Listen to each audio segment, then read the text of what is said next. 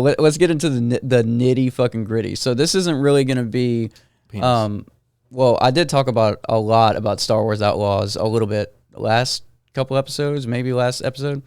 I saw this news piece that there was this update right on launch. It was preventing people from saving or recovering their save data because they were changing some shit.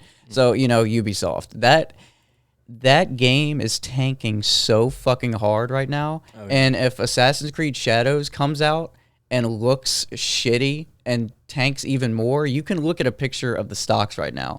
It is like drastically going down. Oops. Yeah, and if they go down more, which it looks like, I know I've been wavering back and forth with the Shadows because I've been trying to hold out hope, and every time I get some new piece of news, I'm like, okay, they're bringing some stuff back. I want to like this, but I saw a recent video, and it doesn't look good.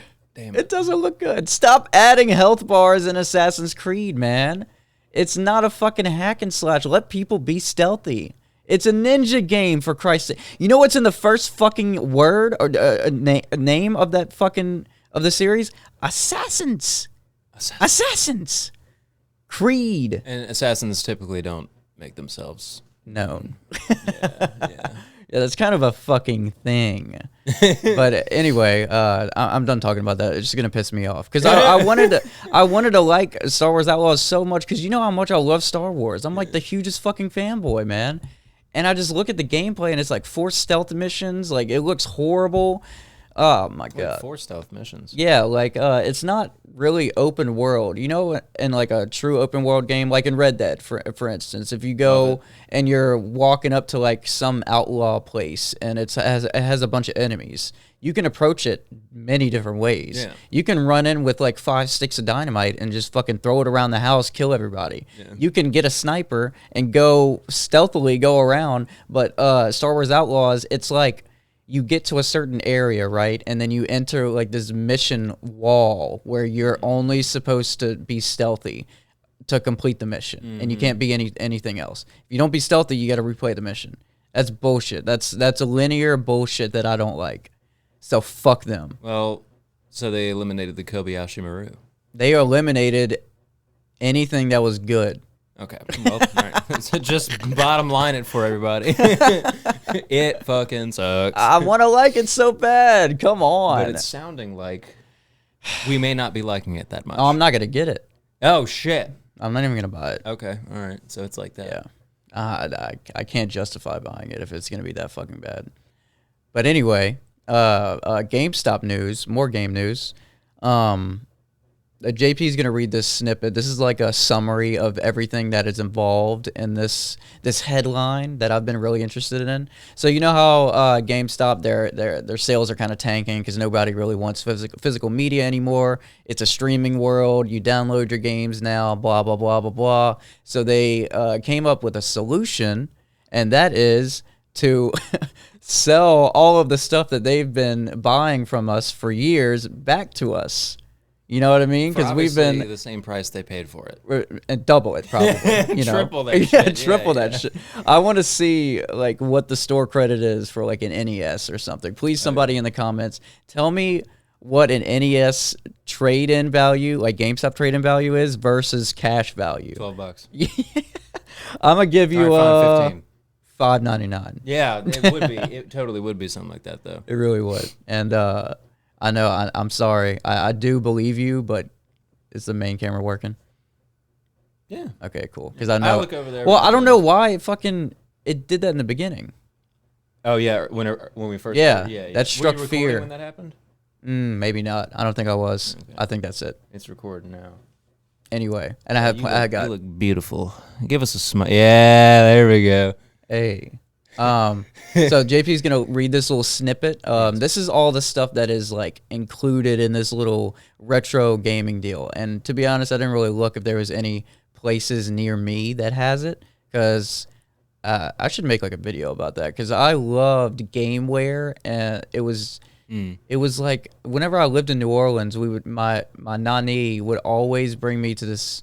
I don't know if it was GameWare or not. Game Trader. I think it was Game Trader. They had a small little shop in this mall, the Clearview Mall, that she used to take me to all the time to get like SNES N64 and Game Boy Advance games, and I would love to go into a store that looks and gives me that vibe again. Yeah. So, JP, you can take it away. Sure, yeah. So GameStop is transforming some stores into retro game-focused locations amid struggles in digital game distribution.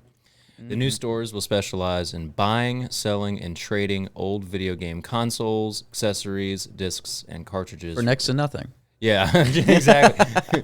Ranging from Nintendo, NES, and Sega Genesis. Yeah. Okay, that's pretty cool. Sonic, motherfucker. Yeah. Speaking of. Yeah. To later consoles such as the Wii U and PlayStation 3. Okay.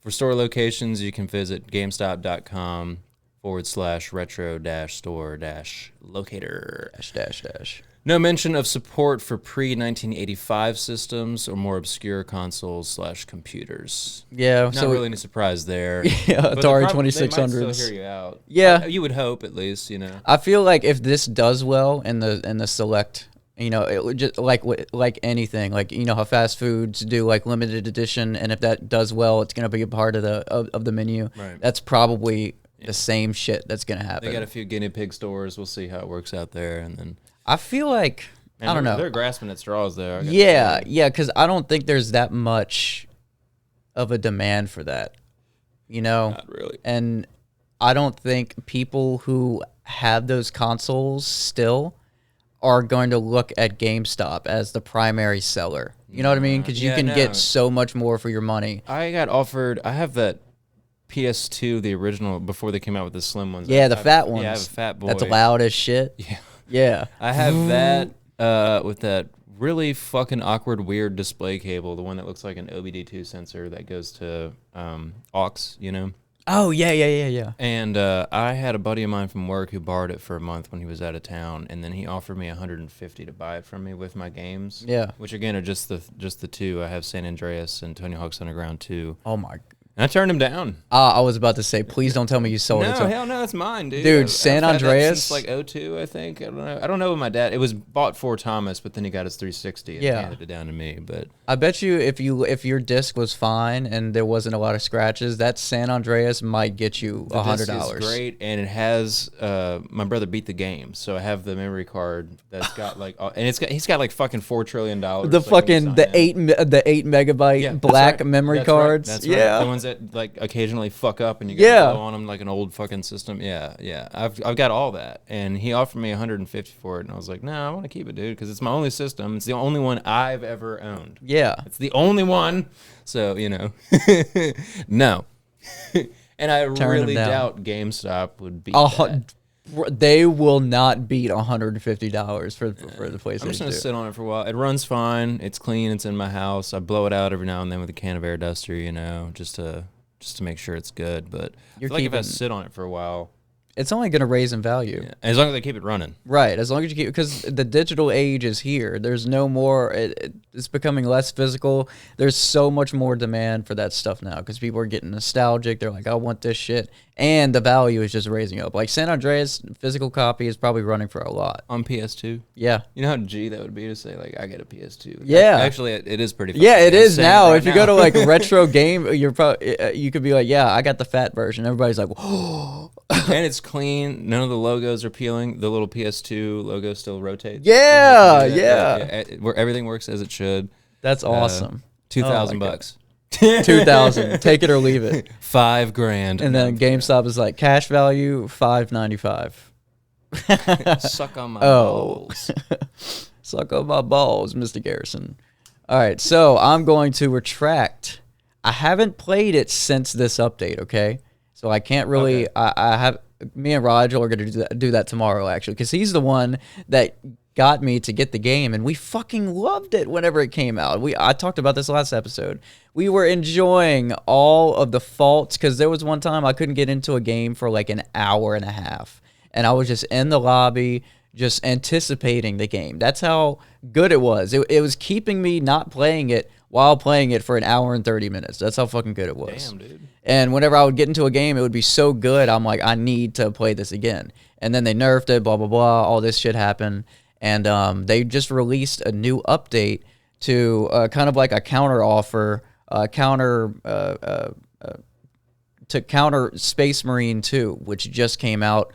Warhammer 40,000, whatever. Oh, Me and yeah, Rogel, yeah. yeah, me and Rogel got the game. We beat the campaign already. I'm gonna be dude, me and him fucking fiended.